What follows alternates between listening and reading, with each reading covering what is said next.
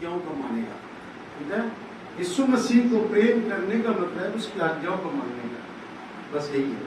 और उस आज्ञा मानने में, उस प्रेम को प्रकट करने में कुछ प्रॉब्लम होती है, ऐसी बात नहीं। ठीक है, चलो अच्छा है।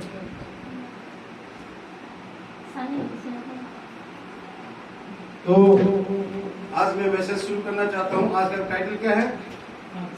पाप का परिचय, पाप के परिभाषा। पाप क्या है और पाप की क्या प्रारूप है। अभी ये बात को बहुत ही, बाइबल के अलावा पाप की सही डेफिनेशन हमको कहीं मिली नहीं। संसार के सभी धर्म कर्म, जितने भी धर्म है, वो सभी मनुष्य को मोक्ष, जन्नत पाने को प्रेरित करते हैं कि कहाँ पाना है? जन्नत पाना है। तो जन्नत में किसको भेजते हैं वो? शरीर को ना आत्मा को?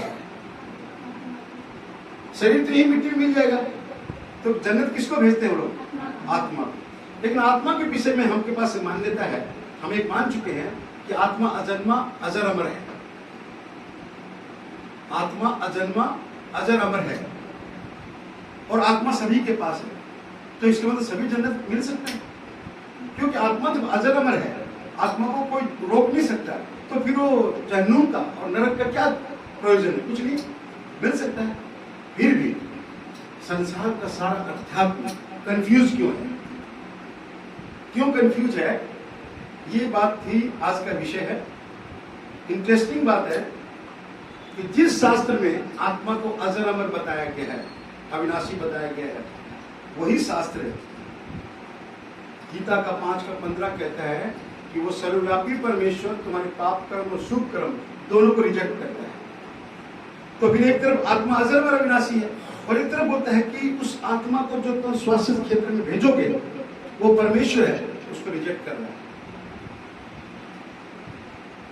समझ में आया? तो ये चीज का इतना कंफ्यूजन क्यों है? इस कंफ्यूजन का कारण क्या है? कि हम वायरस को नहीं पहचाने, आध्यात्मिक वायरस को नहीं पहचाने, जिसका नाम है पाप। हालेलुया। उसका सही डेफिनेशन हमको नहीं मिला। पाप की परिभाषा हमारे पास नहीं है, पाप को हम जानते नहीं है, तो ठीक है, उसका परिचय नहीं मिला। और इसी धोखे में पाप को हम अपनी ओर से डिफाइन करके बैठे हुए हैं। पाप जो है আমার নিজের ফলে আমি ডিফাইন করি, डेफिनेशन করি, এটা রাখি দিছু, এইটু পাপ হয়, এইটু ये पुण्य হয়, उसको टटोल के उसके बाद आत्मा को इसी धोखे में शाश्वत क्षेत्र में भेज देते हैं।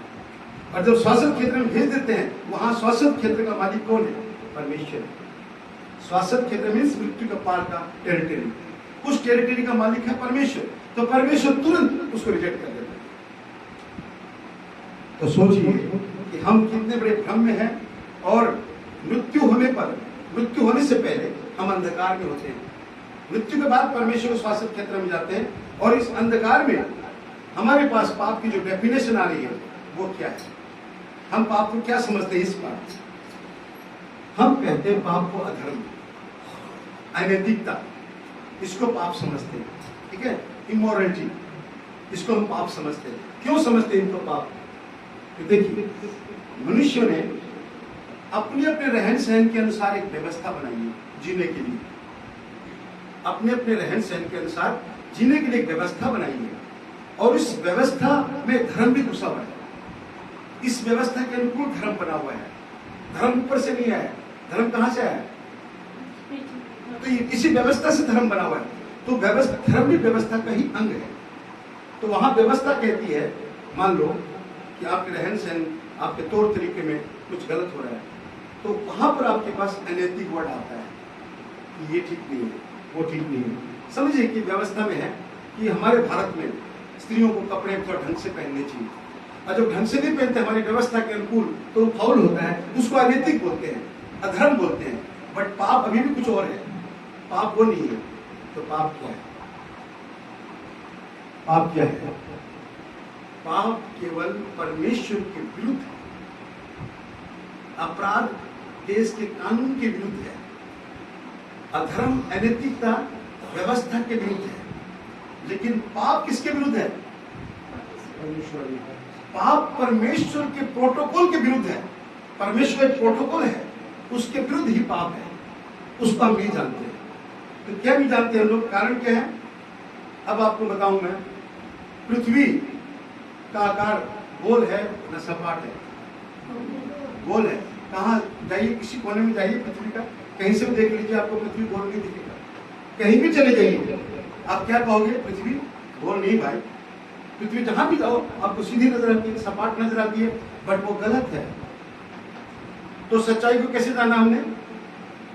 सच्चाई को कैसे जाने की पृथ्वी गोल है? पृथ्वी से बाहर निकलना पड़ेगा।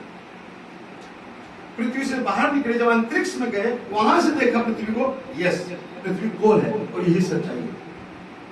तो वैसे ही पाप को जानने के लिए परमेश्वर को पूछना पड़ेगा, और परमेश्वर हमारे साथ उपस्थित नहीं है। आदम के पाप से परमेश्वर उपस्थित ही नहीं है। तो परमेश्वर को पूछने के लिए किस अंतरिक्ष में जाना पड़ेगा? पाप के लिए कहां जाना पड़ेगा? कहां जाना पड़ेगा? हम तो जाके आ गए, हम सब ने उस अंतरिक्ष में चले गए। हम अपने से बाहर जाना पड़ेगा। मैंने कहा पृथ्वी लोक से बाहर जाना पड़ेगा कुछ जानने के लिए। तो हम अपनी व्यवस्था से, अपने रहन सहन से, सबसे बाहर निकल के देखा, उस अंतरिक्ष में गए। वो बताऊंगा अंतरिक्ष क्या है बाद में, अभी नहीं बताऊंगा, लेकिन उस अंतरिक्ष में गए, हम सब गए। उस अंतरिक्ष से जाके हमने देखा कि वहां पर परमेश्वर का वचन आया, और परमेश्वर का वचन ने बताया कि तुम्हारे पास पाप है। रोमियो 3:23 क्या कहते हैं? सभी ने पाप किए, सभी परमेश्वर की महिमा से बाहर है। ये अंतरिक्ष का बयान है, ये अंतरिक्ष का बयान है। वहां से देखा परमेश्वर की दृष्टि में, परमेश्वर के दृष्टिकोण में हम सब क्या है? पाप में। अब उसका निवारण भी बताएगा सब कुछ, लेकिन पहले एडमिट करते हैं हम लोग कि हम लोग पाप में हैं। तो इसके लिए क्या वचन गाना गाना पड़ेगा?